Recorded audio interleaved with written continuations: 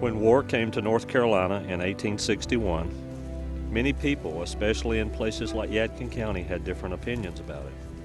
While many strongly supported the Confederate cause, many believed it was wrong for the state to leave the Union. Others, including the Quakers, did not believe in fighting or in slavery.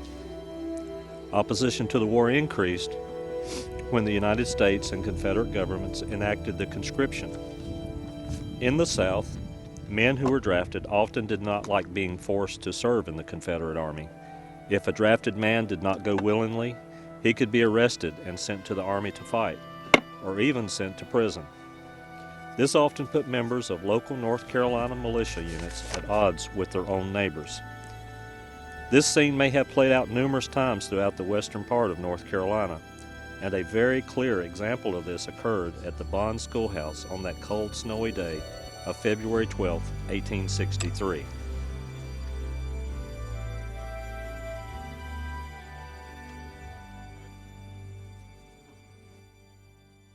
On February 11th, light snow was falling and the weather had turned bitterly cold in Yadkin County. Jesse Dobbins, his brother William, and about a dozen other men had been camping in the woods near the Bond School, and they had taken shelter in it overnight. Jesse and most of the men in the school were evading the Confederate conscription laws. One or two of them had actually deserted from the Confederate Army. Not all of them were Quakers, and most carried loaded rifles. They had all planned to leave the county and cross over into the mountains into Tennessee as soon as the weather had warmed up. Inside the little school, the men were relaxing around the fireplace, listening attentively to Jackson Douglas, reading the latest reports of the war to them. Some of them were feasting on roasted sweet potatoes. Apparently distracted by all of this, they had simply not thought about placing a guard. Unknown to them, a passerby saw them entering the little school building and went on to Yadkinville, reporting what he had seen to the Justice of the Peace, James West. March! Upon receiving the news that there were conscripts hiding out at the school, West gathered a group of about 15 men in the militia and started towards the school. About a mile away from the school, the group approached the home of Daniel Vestal, a Quaker. Away from the well. Yes. Got on the pole.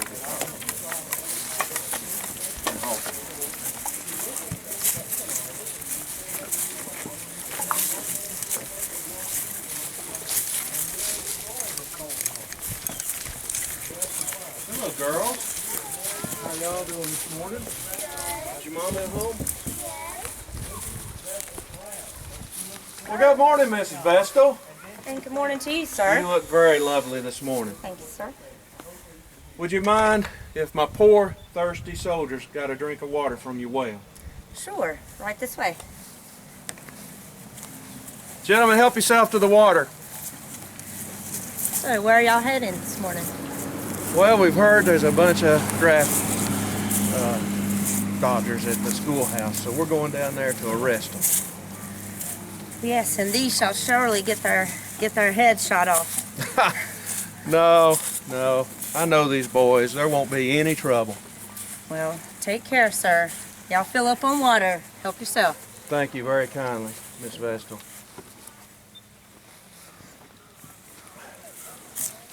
Girls, y'all finish your studies? Yes, Mom. Excellent.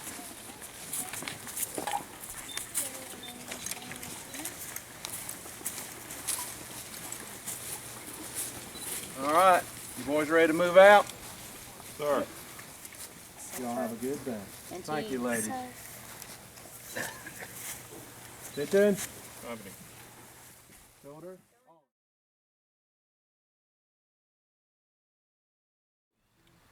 As the militia got closer to the school, they could see smoke rising from the chimney. West halted the company a good distance from the school and motioned for them to load their rifles, and then continued on to the school. West then approached the front of the school and then stepped to the door and banged on the door. He said, "Open up, you're all under arrest." From there, things happened quickly. This caught the men in the school completely by surprise as they posted no guards. and when the door opened to reveal West, someone inside instinctively fired the weapon.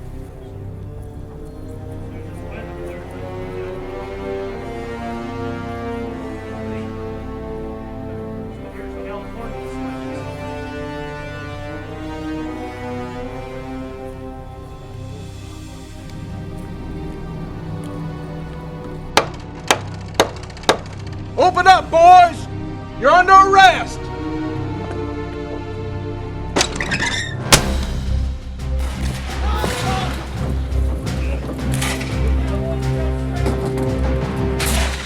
I got him in here!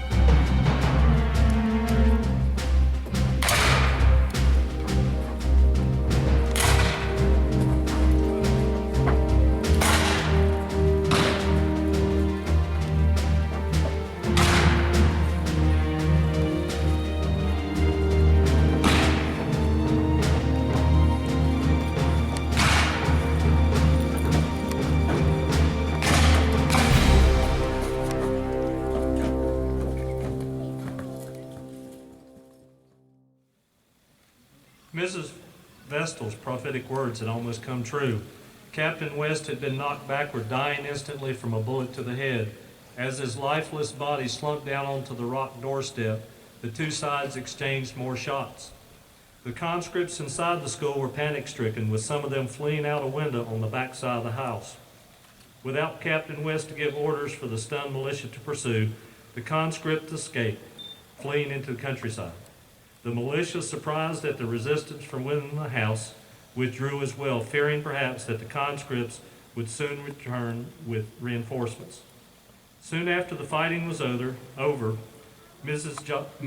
Jessie Dobbins came, and they only lived a mile away from the school, but she arrived on the scene, being the first person there.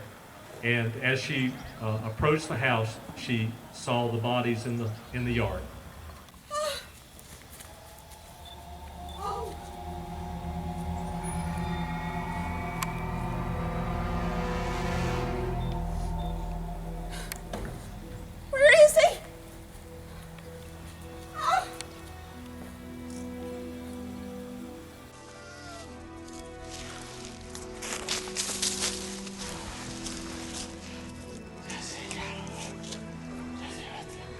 Jessie's gone.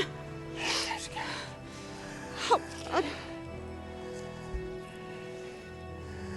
When the firing ceased, James West, John Williams of the militia lay dead at the scene. Eck Allgood, the first man to run from inside the school, was struck down in a hail of bullets. He died the next day from 5 gunshot wounds that he received. Saul Henshaw, one of the other conscripts, lay dead inside the school.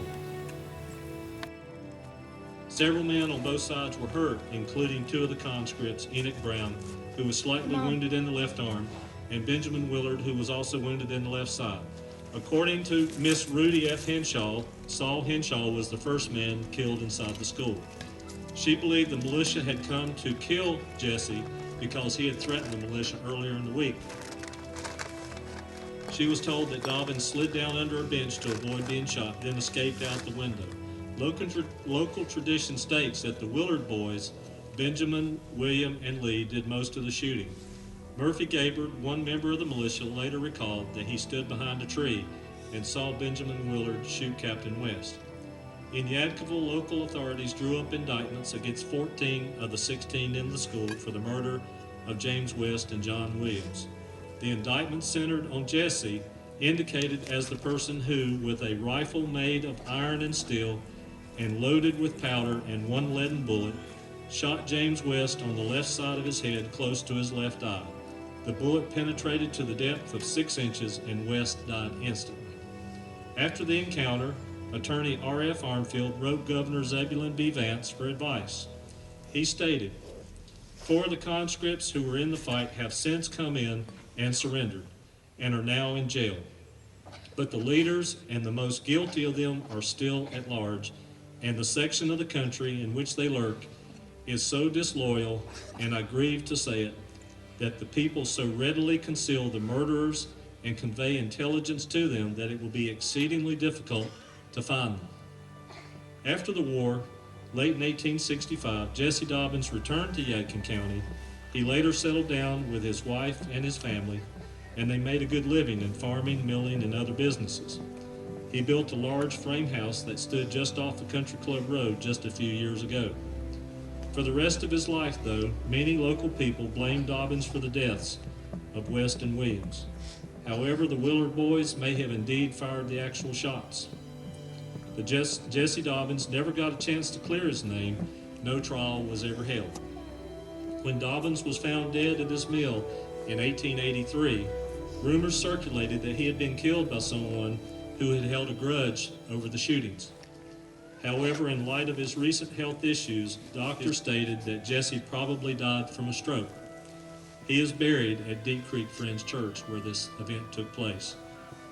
So in conclusion, today, many questions remain of what happened that day, and we'll probably never know the answer to all of them. Could bloodshed have been avoided that day? Were the militia fired upon, or did they fire the first shot? Who was the person who passed by and reported the whereabouts of the conscripts? We still don't know who that was. Was blame misplaced in the Bond Schoolhouse affair? What we know of this tragic event could be based on half-truths, rumors, gossip, secondhand biased accounts, and possibly even lies from supporters of either side of the event.